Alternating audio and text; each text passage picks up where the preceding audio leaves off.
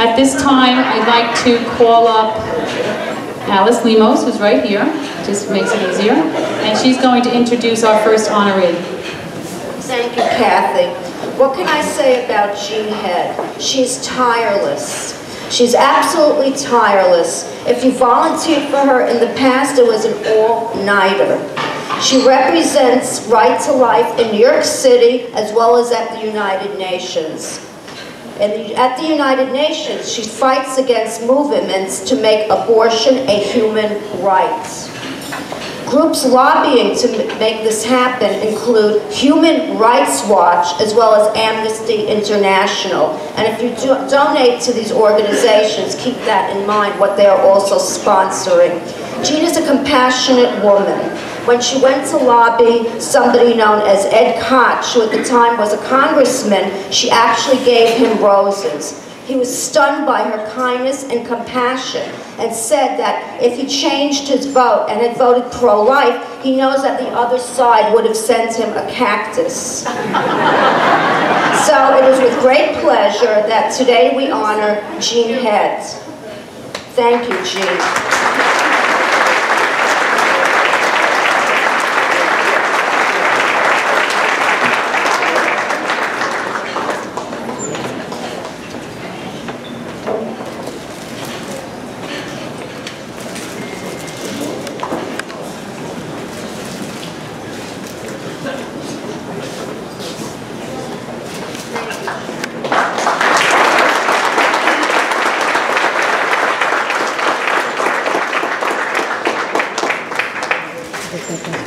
I'm told I can only speak for 3 minutes. I don't know whether I can do that or not.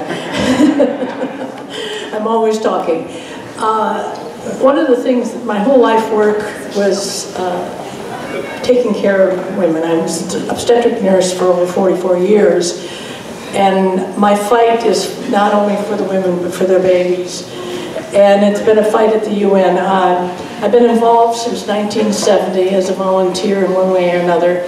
And at the time that in 1970, when New York State passed its law allowing abortion on demand to 24 weeks gestation, 2 years later, the pro-lifers got busy with the legislators and got rid of some of them, and we repealed that law. I don't know whether anybody knows that. The New York State law was repealed, but Governor Rockefeller vetoed it.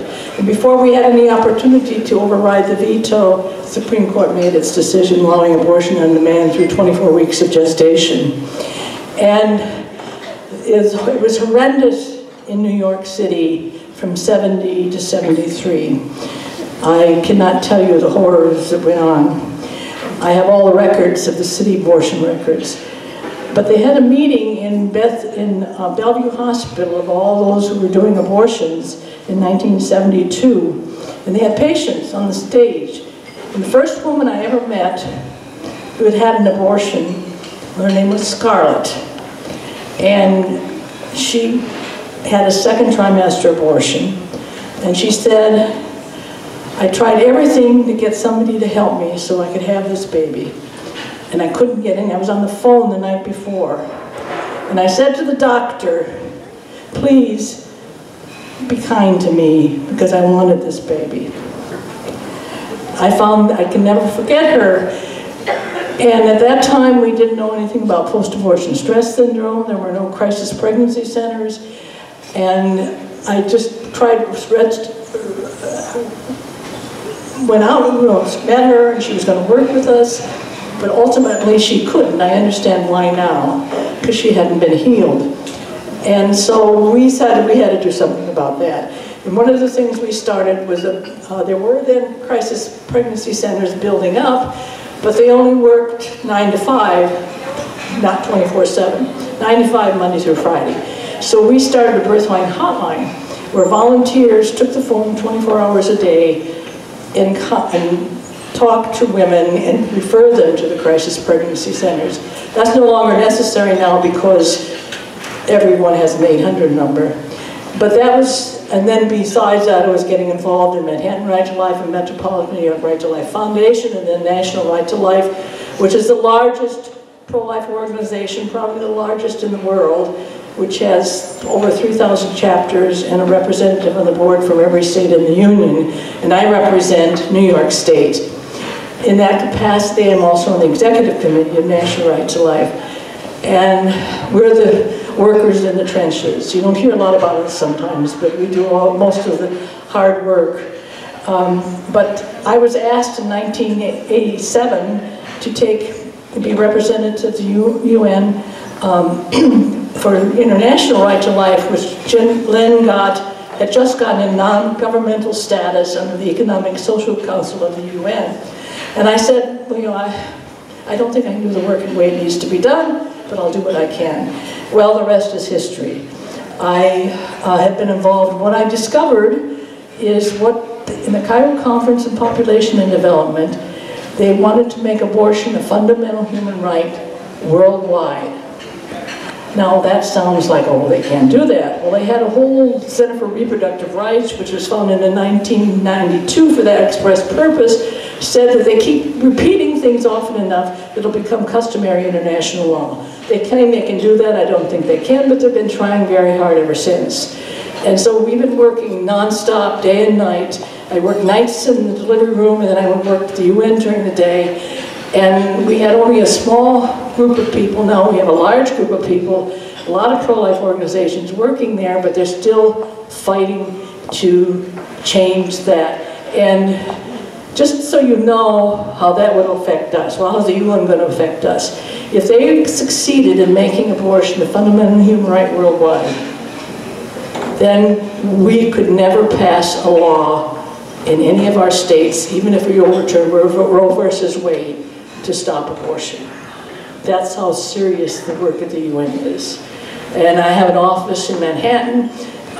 We've been recently evicted twice from our offices, and the one we were supposed to get at the Graybar building, all of a sudden they said we couldn't be there because I had misrepresented what I did, which was totally untrue. So that for the first time we've been discriminated against in Manhattan as far as renting offices. But at the UN we've been continuing the fight, and they've targeted Latin America, which is very pro-life, has pro-life laws, and they've now targeting the African countries. And the African countries, just the good news is, they just finished a conference on population and development on Friday, and the African countries stood up and said no for the first time. And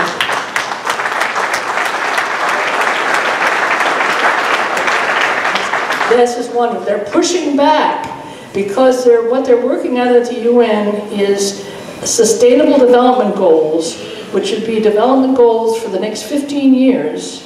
And whatever they put in those sustainable development goals will be used, if we get the wrong language in there, to promote abortion throughout the world. So I have to commend all of you for all the wonderful work that Bridge for Life and that you've been doing. And I used to counsel women, but I just don't have time anymore. Our first birthline mother, I counseled her until her daughter was in college, and she lived with me for a while, and she had a hard time.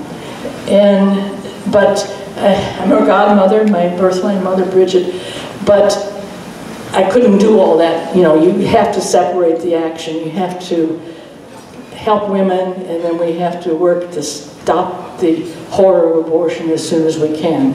I had said one time, I thought it'd take 5 years, back in 1970. Somebody said 10 years, and I said, oh, that's a self-fulfilling prophecy.